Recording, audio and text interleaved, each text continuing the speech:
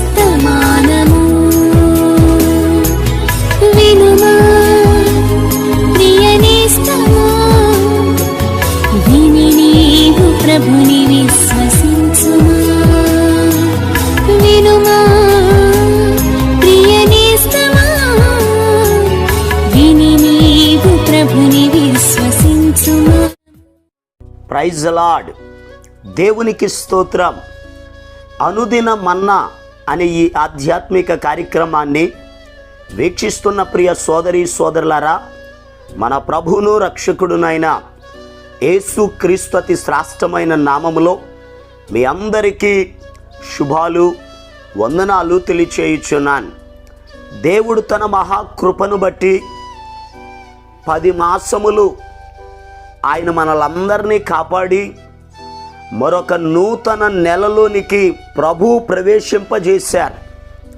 ప్రియ దేవుని బిడ్డలారా, 10 మాసాలు తన కృపలో కాపాడిన దేవుడు ఈ 11వ మాసములో దేవుడు మిమ్ములను మీ బిడ్డలను కాపాడునుగాక, మీ అవసరతలను తీర్చునుగాక, మీ సరిహద్దులు విశాలపరుచునుగాక, మీ ప్రార్థనలు ఆలకించునుగాక.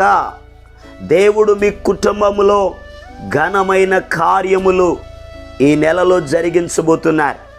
ప్రియ దేవుని యొక్క బిడ్డలారా, దేవుడు మన సంఘములను ప్రేమించి ప్రభు మనకు అనుగ్రహించిన వాగ్దానమును ఈ శ్రేష్టమైన సమయములో మనం ధ్యానం చేసుకుందాం.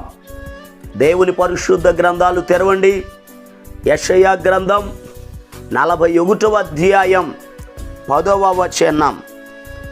నేను నీతో చెప్పి ఉన్నాను, నీకు తోడై ఉన్నాను, భయపడకుమో, నేను నీ దేవుడనై ఉన్నాను, దిగులు పడుకుము, నేను నిన్ను బలపరుతును, నీకు సహాయము చేయువాడను నేనే. ప్రభునందు ప్రియ దేవుని యొక్క బిడ్డలారా, ఈ 11వ మాసములో దేవుడు మనకు అనుగ్రహిస్తున్న వాగ్దానం, దిగులు పడకుము, నేను నిన్ను బలపరుతును, నీకు సహాయము చేయువాడను నేనే. ప్రియ దేవుని యొక్క బిడ్డలారా, 10 మాసాల నుండి నీ కుటుంబ విషయంలో కానీ, బిడ్డల విషయంలో కానీ, వ్యాపార విషయంలో కానీ, చేతి పనుల విషయంలో కానీ, ఏ అంశమును బట్టి అయితే నీవు దిగులు పడుతున్నావో, వేదన చెందుతున్నావో, కృంగిపోయి ఉన్నావో, కన్నీరు కారుస్తున్నావో, ఈ 11వ మాసములో దేవుడు ఒక వాగ్దానాన్ని నీకు ఇస్తున్నాడు. దిగులు పడకుము, నేను నిన్ను బలపరుతును, నిన్ను బలపరుచుట కొరకు నేనే నీకు సహాయము చేయువాడను.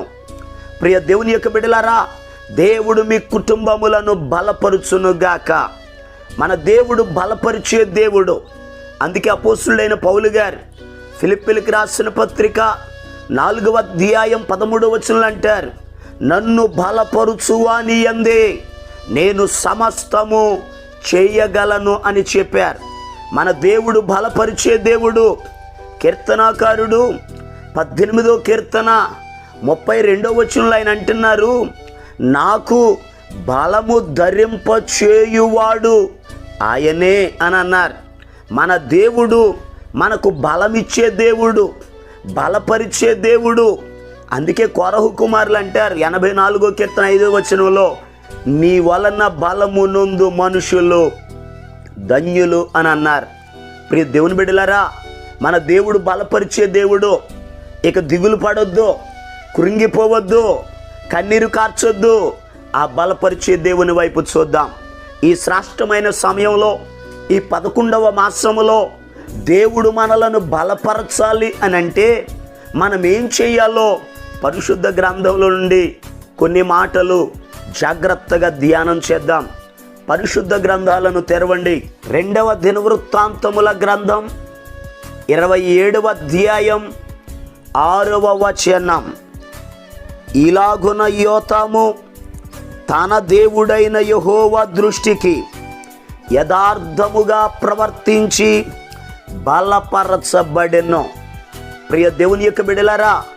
యూదా దేశమును ఉజ్జీ అనే రాజు కుమారుడు యోతాము అనేటటువంటి వ్యక్తి యూదా దేశాన్ని పరిపాలన చేస్తున్నాడు.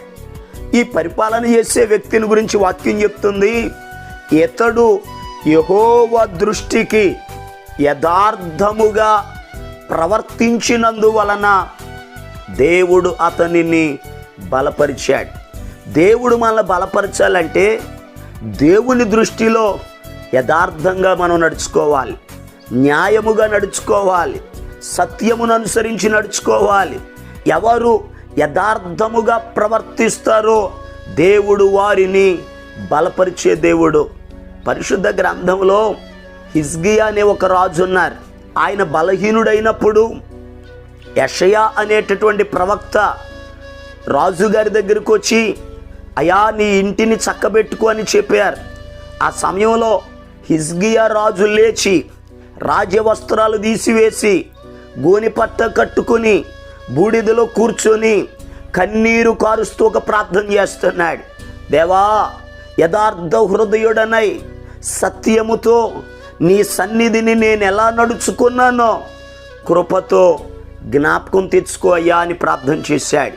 ఈ మాటలు వింటున్న ప్రియ దేవుని బిడ్డలారా, అతడు యథార్థవంతుడు గనుక, న్యాయవంతుడు గనుక దేవుడు హిజ్కియాను బలపరిచాడు.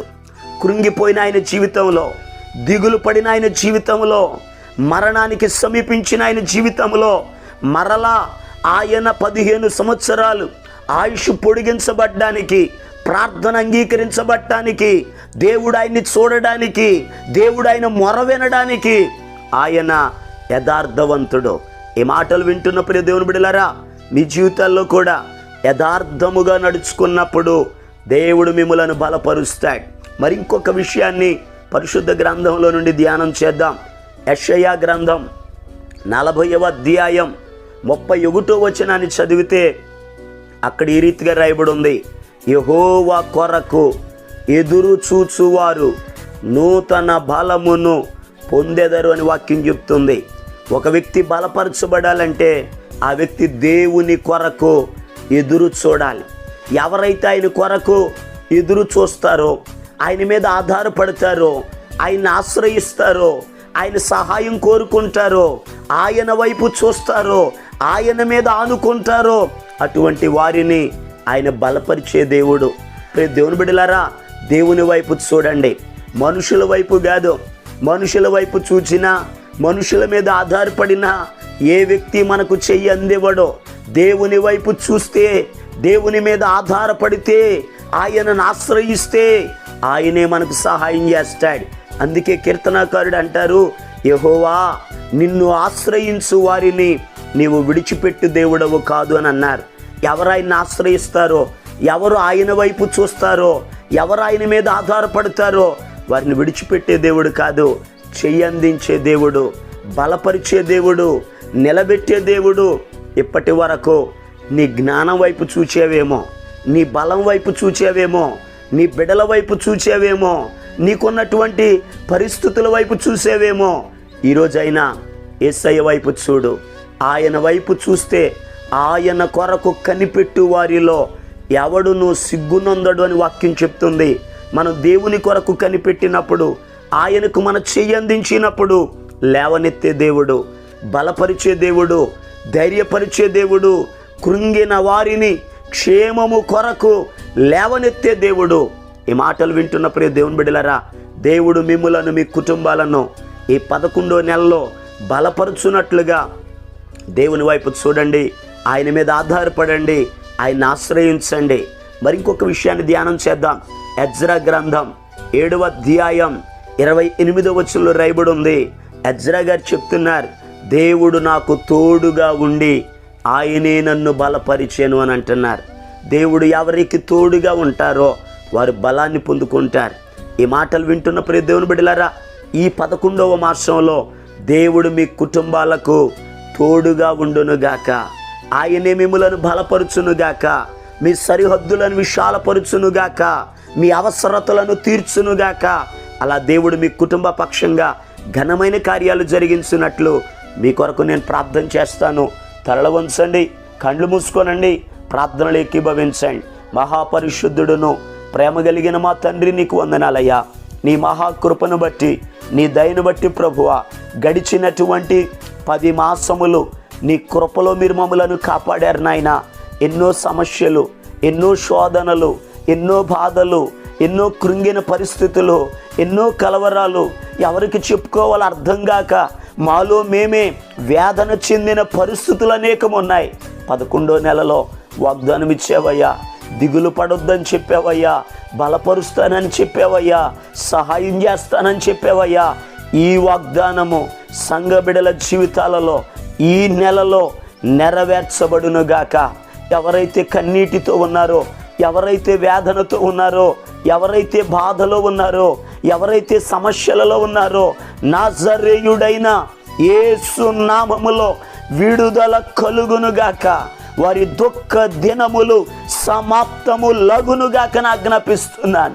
అయా, నీ కార్యం జరిగించయ్యా. నీ బిడ్డలను దీవించండి ప్రభువా. నీ బిడ్డలకు తోడుగా ఉండండి అయ్యా. నీవే నీ కృపలో నీ బిడ్డలను బలపరచమని ప్రార్థన చేస్తున్నాను. ఈ యొక్క మాటలను వింటున్న ప్రతి ఒక్కరిని, చిన్నలను, పెద్దలను, వృద్ధులను, అయా వారి కుటుంబాల్లో ఏ సమస్యలైతే ఉన్నాయో, ఏ బలహీనతల మధ్య అయితే ఉన్నారో, ఏ కలవరం చేత అయితే దిగులు పడుతున్నారో, ఈ వాక్యము వినుచుండగానే అయా వారికి ఉన్న దిగులు తొలగిపోవునుగాక, బలపరచబడుదురుగాక, స్వస్థత పొందుదురుగాక, క్షేమాభివృద్ధి కలుగునుగాక ఆజ్ఞాపిస్తున్నాను. నీ కార్యములను చేసి మహిమ, ఘనత, ప్రభావాలు మీరు పొందుకొనమని యేసు క్రీస్తు అతి పరిశుద్ధమైన నామం పేరట ప్రార్థన చేసి అడిగి పొందుకొని ఉన్నాము తండ్రి. ఆమేన్. మన ప్రభు అయిన యేసు క్రీస్తు కృప మీకు తోడుగా ఉండి నడిపించునుగాక. ఆమేన్, ఆమేన్.